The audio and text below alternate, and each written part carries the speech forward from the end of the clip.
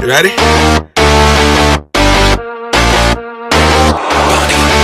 You're a wolf chasing a rabbit, but the chase has just begun. You can run to the horizon, but you'll never catch the sun. Rabbit ran into the lion's den, and now the wolf is done. Now you're looking for your gun, and she said, run. Run, run. Table turning, now we see that you're the one. It ain't no fun. Run, run, run, run, run. It ain't no fun. You can run to the horizon, but you'll never catch the sun. Rabbit ran into the lion's den, and now the wolf is done. When the rabbit's got the gun. I told you. What up? Mike here. I'm the creator, author, host, illustrator, all things, etc. for Rabbit Comics. And I'm joined here by my beautiful co-host, La. What up, La? What up? Well, happy holidays. Happy holidays. We have a really different background today. We are in my foyer, and we have this giant tree. I have really tall ceilings, so I wanted a really tall tree. So it's very dramatic, and it was actually Law's idea to shoot out here. Christmas vibe. I know you guys can't see it at home, but we're facing another tree because I have two trees because I'm bougie. We have a really good show today.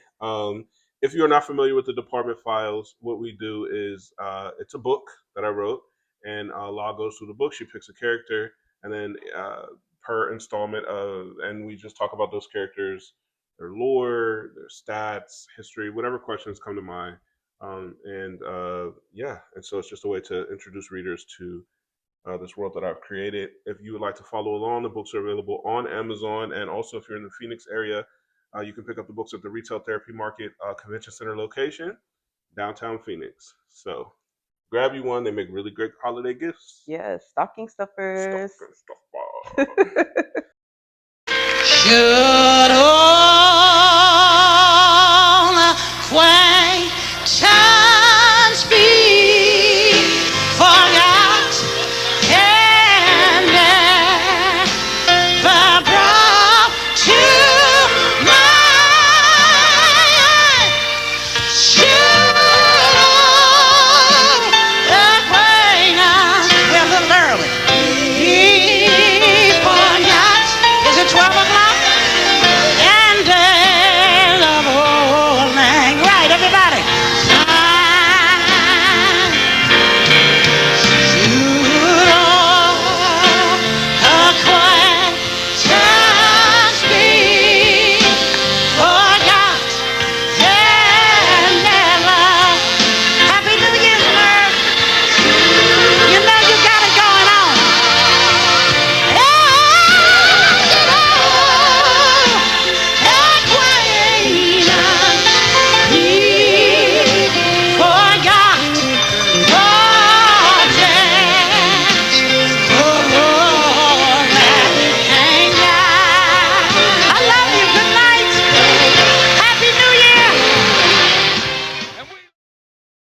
Today we have White Star. White Star. Yes, I think this might be one of the potentially first of the Omni beings that you were talking about. Potentially. Potentially. Yeah, she's not quite there yet, but So I thought that was pretty cool though when I was reading it. So if you can explain why she's not quite at that Omni level. right. So her powers, she's like, oh, I didn't say at the top of the show, but this is episode 9. A9. Yeah, episode 9.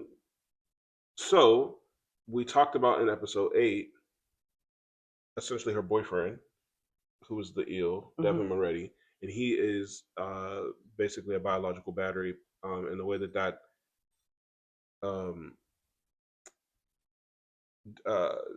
presents itself with him is, through electricity, bioelectricity. With White Star, it's just pure energy, and so she's also a biological battery, but it doesn't present as electricity. It's just pure energy, like beams of energy, energy bombs, energy forces, and so she's able to sort of absorb and recycle potential energy from the atmosphere, like just as it appears. and then she turns it into just pure energy, which can then be used offensively.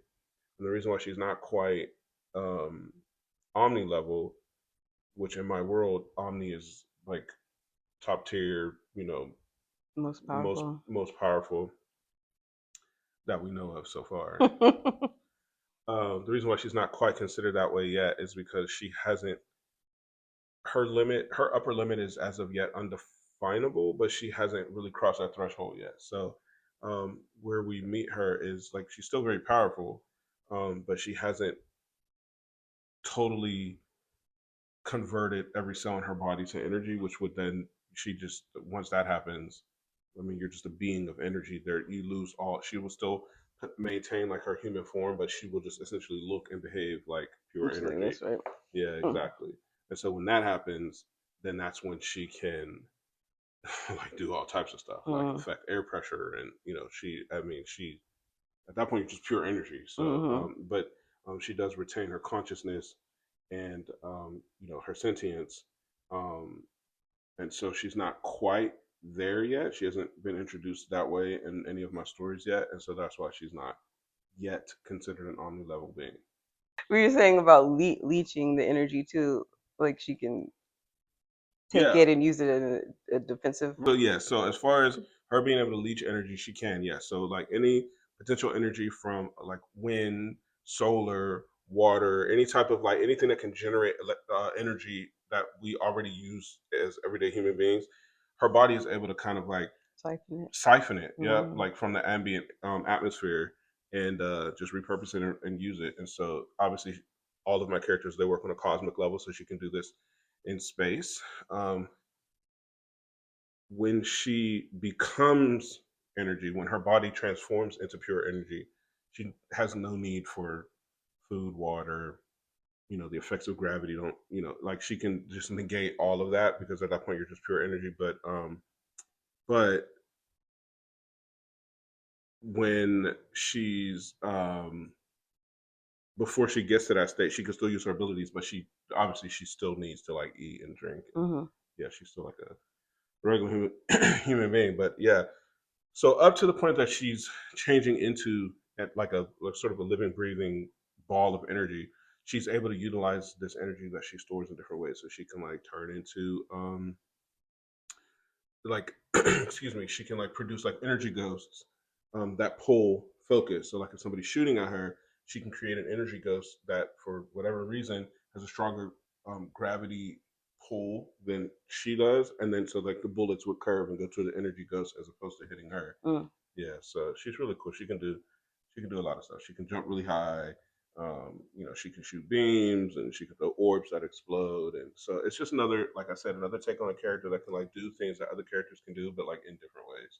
It's like, I mean, energy projection is not, that's like every character ever, right?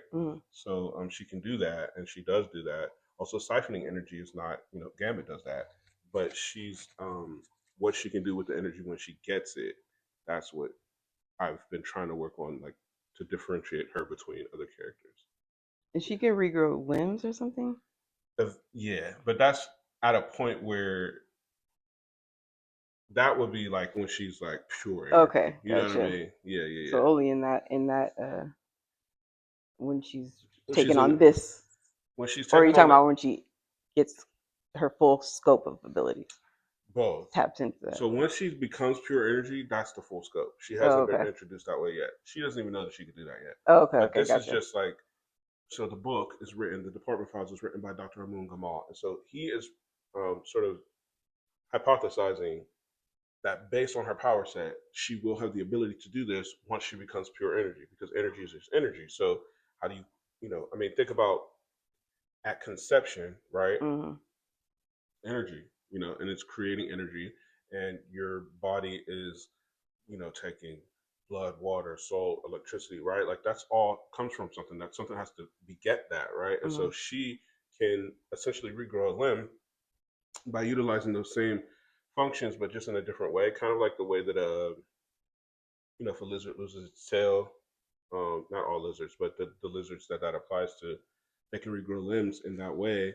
Obviously, it takes them a really long time. She could do it in like seconds. Yeah. So It's really cool. I think what I want to eventually introduce is that like there'll probably be some trauma or something that happens that wakes that up in her, because right now she doesn't really know that she has that potential, and she's actually afraid, um, because Just tap into it. because I think that there's something in her that recognizes that she would be like massively powerful, and she doesn't necessarily want the responsibility of that. Right. Yeah, she's afraid of her own limit or lack thereof. Mm-hmm. So yeah, so White Star has a little biracial background. So why don't you tell me how that came about? Well, it's how a lot of things come about. A lot of people have biracial backgrounds, as you do, right? Yeah. Yeah. So, yeah, she's biracial, and Do you so know where does she have known where she's from or? she knows her parents. She knows where she's from. I think I'm just making it up that you know, Mama was black and her dad is white, and that's not that interesting. But it's like uh, it's something that I wanted to make happen because I want, I try to make my comics as um, real as possible. Obviously, people aren't doing the things that they're doing, so that's not real. But I But try to infuse as much diverse. realism as possible, Mm-hmm. yeah, and just that there's diversity, and then it just makes for interesting stories and backgrounds, and also it explains her look. She has a very sort of uh, ambiguous look to Mm-hmm. her, with the blonde hair, the light eyes, the fair skin. She's kind of like a Faith Evans type, Mm-hmm. um, drawn on paper. I don't know that Faith Evans is biracial, but that's her background.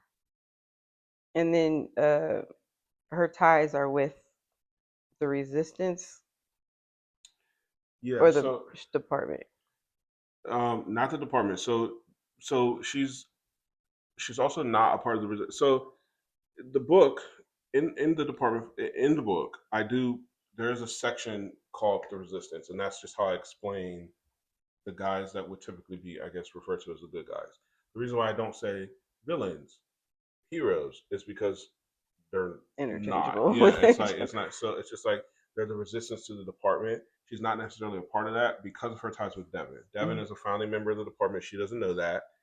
She just thinks she understands that he follows their. It would be like if. And actually, I want to change that analogy because nobody in my that's not even a thing. No. It was just like it's the only way that I could explain it. But like, yeah, no, that's a bit. I'm actually going to edit that out. So I'm just going to re-say that because we're not even giving no. So essentially, it would be like if you were dating someone who was a part of the Blue Squad, but you didn't know that they were the captain of the Blue Squad. I just made Blue Squad up, but it's like she knows that he's a part of the department. Like Crippen. Okay, sure. She knows he's a part of it. She know he can crip walk, but she don't know he's in the gang. You know what I mean? Like Yeah. if you want to think about it like that. Like yeah, no. She doesn't really know. She's not an idiot, but she knows that he's affiliated. She doesn't know exactly how affiliated or that he's a general because he keeps that from her. There is a storyline that I'm sort of thinking about where it will eventually come out. I'm not sure how she's going to feel about that. She's not an explicit good character. Sometimes she does align with the department sometimes, but that's just because of Devin's influence. Mm. Yeah. And then is the eel, is that her only connection? Her boo Yeah. is that her only connection to the department? Or does she have somebody else that she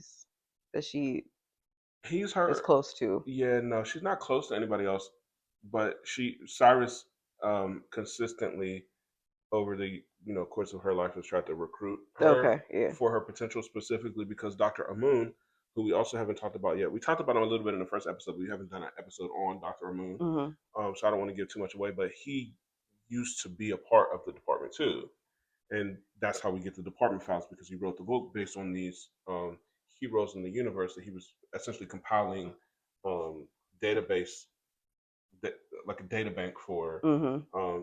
because they were going up against these characters, and everybody wanted to know, like, well, what are we up against, and what can they do, what can they not do.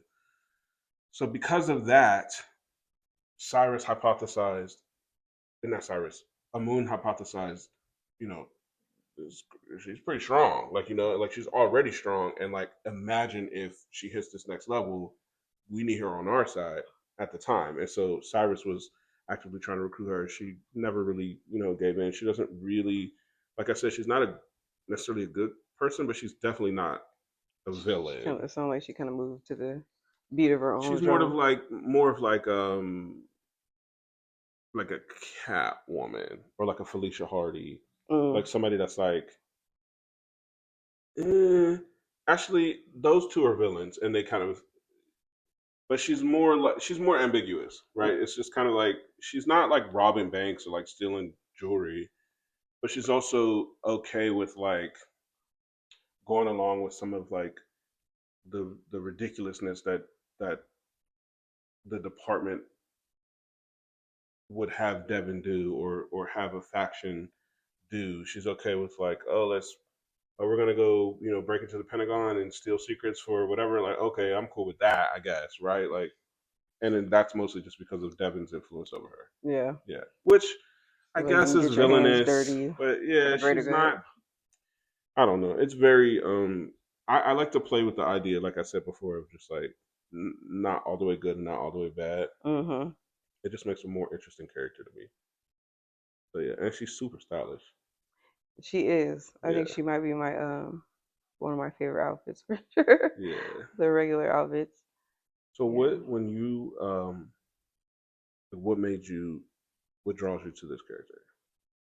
The illustration the most. Something in her face. She just looks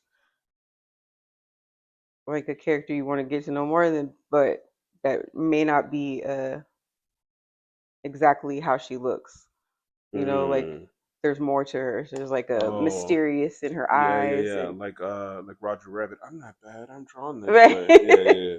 And then she's got this potentially huge power set, Huge. but she's Yeah. not like fiending for No. power. Exactly. Yeah. It's like it's like if it's like restraint Mhm. almost. It's like I could Clark take Kent it there, pulling back. but Yeah, yeah, yeah. Or like Jean Grey, right. where it's like, if I really wanted to, I'd wipe all y'all out. Exactly. You lucky I'm not really feeling that today. Yeah, like Exactly. that type of thing. Yeah. Yeah. And then what is her real name? Ophelia Marin. Mary. Where did you come up with that? Ophelia is another Greek inspired, right? I think so, but that's not where I got it from. Oh, I got okay. it from, I used to, so there was a time in my life where I lived in DC, Washington, DC. And at that time I worked a lot of places, but at one point I worked at the Smithsonian, Oh wow. at the Air and Space Museum. And one of my coworkers was, I'm not kidding, one of the most beautiful black women I've ever seen in my entire life. Deep chocolate skin, like almost like this one was gorgeous. And her name was Ophelia. Oh, that's dope. And she used to get teased about it because she was like, "Oh, that's old," and she didn't even really like it. She was like, "Oh, why would they name me this like a grandma name?" And she had this real thick country accent. But I just remember, I just was like, Ophelia. It just sounds like it's just so beautiful. I just It love is. that name. I love that name. I always said if I ever had a kid, which I couldn't even say it, but I always said that if I ever, if that were the case, and I did have a daughter, I would have named my child Ophelia because I It's just kind of think a it's such a, timeless name. It just it's such a beautiful name to me. And then Marin is because Helen Marin is an actress that I really like, and she played in she plays in a lot of stuff, but I like her in Red. It's called Retired Extremely Dangerous, where she plays an assassin. the one with Bruce Willis. Hmm. Oh, okay, The yeah, yeah. older white lady with the white hair. Yes, Yeah, but she's a she's badass. fashionable. Yeah, Yes. exactly. Yeah, yeah. And so her last name, her real name is Marin, and so Oh, that's that's where I dope. got that from. So a lot of my characters, like I do pull from, like Mhm. I mean, Jungle Book. Got quite a exactly. few of Oh, the those. Jungle Book. Tell me about Mhm. it. Yeah. So yeah, I that's where like it comes that from. though. That's what, as a reader, you like to find ways to connect with the author. Yeah, So I think that's dope. yeah. And it's like if we didn't do this, nobody would know that. You know what I mean? It would Mhm. just be like, oh, she has a cool name, and nobody would know why. But I that's why I really like doing this podcast because it really like it gives me an opportunity to like let people know like, oh, this is what this is what this means. Like this is where this comes from. I do have Easter eggs, but it's like you wouldn't necessarily like her shirt, for instance. Like you know me, so you know what that is, Right. but you would have to know that. You know what I mean? If Mhm. anybody else was just like, oh, what's her shirt say? You know what I mean? Yeah. So yeah, I love it. yeah, White Star, and she's dating a really really powerful. It's funny. I didn't even think about it until today, until literally right before we started filming this. I'm gonna just be honest. And I asked her before we started filming who we were gonna use, and she said, and I was like, oh, I'm saying she, like I'm talking to you. But anyway, anyway, when you asked me, or when you told me, and I was like, oh, and I was like, yeah, she's like a biological battery, and then it hit me. So is Devin. I mean, that's why they're attracted to each other. You see, and that's how I almost cussed. That's how stuff gets created. Yeah. Like because I didn't even, but that's such a agreeable symmetry, and it Mhm. just makes sense. It's like, oh, maybe that's why the relationship is so toxic too, because there's these cosmic influences that are also kind of like it's like north and south pole magnets, right? Mhm. It's like they're not meant. If you force them, they will stick together. But there has to be forces strong enough to like push them together. Otherwise, they drift apart. And it's like these two Exactly. characters really don't make sense together. They really shouldn't be together. He's kind of grade A villain. She's not. But But they but they work for kind of some work. reason. Yeah, Yeah. they just kind of work. I love So it. yeah, that's cool. Thanks for picking her. She's cool. And the Mhm. background, actually, the inside cover of the book kind of matches your sweater. Like a little. It's really cool. So yeah, well, that's all I have for her. She's pretty. She might be one of my top five of the girls for sure. For real. Just off the illustration, like yeah, her facial expressions and all that, the way it was drawn Yeah. ties in with when I read it. Like I can see it. It makes sense. Mm-hmm. Yeah, she's just kind of like, oh, help me. Get away. Thank So anyway, so yeah, so thank you for doing you. this. And if you guys would like to follow along, as always, the books are available on Amazon. And if you're in the Phoenix area, that's my cat in the background. If you're in the Phoenix area, they are available at the Retail Therapy Market Convention Center location downtown. And yeah, you can follow along with us. And this is episode 9. Oh, we should do episode 10 in front of the tree too. That'd be cute. That will be so. Can you come back tomorrow? Yeah. Okay, we're gonna shoot another episode tomorrow, which won't air immediately after this one, but so what? All right, we out of here. Bye. Peace.